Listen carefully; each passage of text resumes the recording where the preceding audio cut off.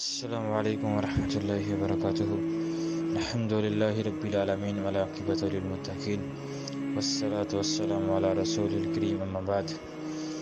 امام بخاری رحمہ اللہ نے کتاب الایمان میں باب قائم کیا، باب من کرہ ان یعود فی الکفر کما یکرہ ان یلقى فی النار من الایمان، کہ جو آدمی کفر کی طرف واپسی کو آگ میں گرنے کے برابر سمجھے تو اس کی یہ روش بھی ایمان میں داخل ہے۔ اس باب کے تحت امام بخاری رحمہ اللہ نے جو حدیث ذکر کی وہ روایت ہے۔ روایت کرنے والے جو عظیم صحابی اور راوی ہیں وہ حضرت انس بن مالک رضی اللہ تعالیٰ عنہ ہیں۔ اس حدیث میں حلاوت کا ذکر ہے، اس سے قبل بھی حلاوت کے متعلق حدیث گزری ہے۔ اس روایت میں الفاظ ہیں کہ ثلاث من کن فیہ وجد حلاوت الایمان من کان اللہ ورسولہ احب الیہ مما سواہما ومن احب عبدا لا یحبہ الا للہ ومن یکرہ ان یعود فی الکفر بعد اذ انقذہ اللہ کما یکرہ ان یلقى فی النار۔ تو ترجمہ آپ کے سامنے ہے اس روایت کا۔ تو اس حلاوت سے کیا مراد ہے؟ حلاوت ایمان پا لینے سے مراد یہ ہے کہ اللہ تعالیٰ کی اطاعت میں انسان کو ایک روحانیت ملتی ہے، ایک لذت ملتی ہے، انسان کا جو جسم ہے اس کو سکون ملتا ہے، انسان کا دل جو ہے وہ مطمئن ہوتا ہے، اور دین کی خاطر، دین پہ عمل پیرا ہونے کے دوران، یعنی کہ آپ دینی احکامات کو اس کے اوپر عمل پیرا ہیں، اس کے دوران آپ کو تکالیف کا سامنا کرنا پڑتا ہے، مشکلات کا سامنا کرنا پڑتا ہے، مصائب آپ کے حصے میں آتے ہیں، لوگوں کی باتیں سننا جو ہیں وہ پڑتی ہیں، ظلم و ستم سہنا پڑتے ہیں۔ تو یہ ساری چیزیں جو انسان کو آتی ہیں، انسان اس کو کیا کرتا ہے؟ خندہ پیشانی سے جو ہے اس کو قبول کرتا ہے، کیونکہ جب اس کے اندر ایمان کی حلاوت ہوگی تو اس کو مصائب نہیں لگیں گے، اس کو پریشانیاں نہیں لگیں گی، اس کو دکھ جو ہیں وہ دکھ نہیں محسوس ہوں گے، یعنی کہ اس کو اللہ کے ساتھ محبت اس قدر اور اللہ کے رسول کے احکامات سے اس قدر محبت ہوگی کہ اس کے زندگی میں بڑے سے بڑے مصائب کے پہاڑ بھی آ جائیں تو اس کو وہ پہاڑ مصائب کے جو ہیں وہ ایک ذرہ بھی ایک ذرے کی طرح وہ لگیں پہاڑ مصائب کے، ان کو خندہ پیشانی سے قبول کرے۔ تو یہ ہے حلاوت ایمان۔ بعض اوقات ہم دین کے اوپر چلتے ہیں تو ہمیں اپنوں کی باتیں سننا پڑتی ہیں، اگر فیملی اس طرف نہیں ہے ذہنی طور پر تو وہ فیملی جو ہے وہ آپ کو اس طرف ذہنی جو ہے وہ ٹارچر کرے گی، یعنی کہ مختلف ہماری سوسائٹی بعض اوقات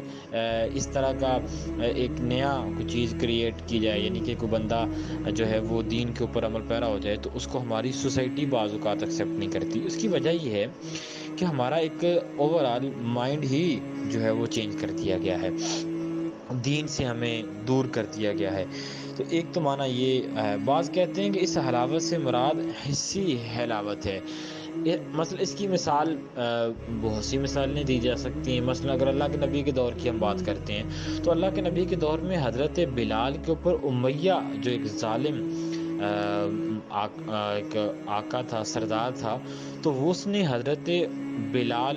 جو اللہ کے نبی کے مؤذن بھی ہیں اور ان کا ایک نام ہے، صحابی رسول ہیں، تو ان کے اوپر بہت ظلم و ستم کرتا تھا حضرت بلال کا جو مالک تھا امیہ۔ تو حضرت بلال اس کے باوجود، ظلم و ستم کے باوجود، ان کی جو مطلب ان کا نظریہ اور عقیدہ تھا وہ یہی تھا کہ اللہ کے رسول سچے رسول ہیں اور اللہ ہی وحدہ لا شریک ہے۔ تو یہ تمام ظلم و ستم بھی حضرت بلال کو امیہ کا موقف ماننے پہ جو ہے وہ مجبور نہیں کر سکے۔ اس کی وجہ یہ ہے کہ یہ ایک حسی حلاوت ہوتی ہے جو ہمیں محسوس ہوتی ہے ان چیزوں میں۔ بعض نے اس کا معنی یہ کیا ہے کہ اس سے مراد معنوی معنوی حلاوت ہے۔ تو یہ تھا۔ اس میں اب ایک الفاظ ہیں کہ انقذہ اللہ، تو اس سے مراد یہ بھی نہیں ہے کہ پہلے وہ کفر کرے گا پھر وہ واپس آئے تو یہ بھی ایمان میں داخل ہے، ایسا نہیں ہے، بلکہ اس کا معنی یہ ہے کہ جس کو اللہ تعالیٰ نے ایمان کی دولت سے نواز دیا ہے، ایمان کی دولت دے دی ہے، تو اب اس کے باوجود وہ انسان کفر کی طرف نہیں جا رہا، وہ ایمان کے اوپر قائم ہے، دائم ہے، مستقیم ہے، استقامت پذیر ہے، تو اسلام کے ساتھ محبت، لگاؤ، الفت، عقیدت، سب کچھ اس کا مزید دن بدن بڑھ رہا ہے، بجائے اس کے کہ وہ وہ کفر کی طرف جائے۔ تو یہ چیز بھی اللہ تعالیٰ کے رسول نے کہا کہ یہ بھی ایک ایمان کا حصہ ہے۔ اب اس حدیث میں جو الفاظ ہیں کہ اس کے اوپر ہمیں وَمَن يَكْرَهُ أَن يَعُودَ فِي الْكُفْرِ بَعْدَ إِذْ أَنْقَذَهُ اللَّهُ، تو اس سے مراد یہ ہے کہ انسان کی اپنی ایک ایسی ایمانی حالت ہونی چاہیے کہ اسے کفر اور اہل کفر سے طبی اور قلبی نفرت ہو۔ طبی یعنی کہ ہماری طبیعت میں یہ بات ڈال دی گئی ہے، بلکہ اللہ تعالیٰ نے یہ ہماری طبیعت ہی ایسی بنائی ہے کہ ہم کافر جو اور کفر سے نفرت کرتے ہیں، اور دلی ہماری بھی نفرت ہونی چاہیے، کیونکہ اللہ تعالیٰ نے قرآن مجید میں بارہا مقامات پر یہ بات کہی ہے کہ یہ کبھی بھی مسلمانوں کے دوست نہیں ہو سکتے، خیر خواہ نہیں ہو سکتے۔ تو جب یہ ہمارے خیر خواہ نہیں ہیں، ہمارے دوست نہیں ہیں، تو پھر ہمیں ان کے درمیان ان کے ساتھ دوستیاں قائم کرنے کا تو کوئی ضرورت کے تحت کاروباری حد تک مشارکت کی جا سکتی ہے، لیکن اس سے مراد یہ ہے کہ انسان اس چیز کو بھی ناپسند کرے اس کی طبیعت میں، یعنی کہ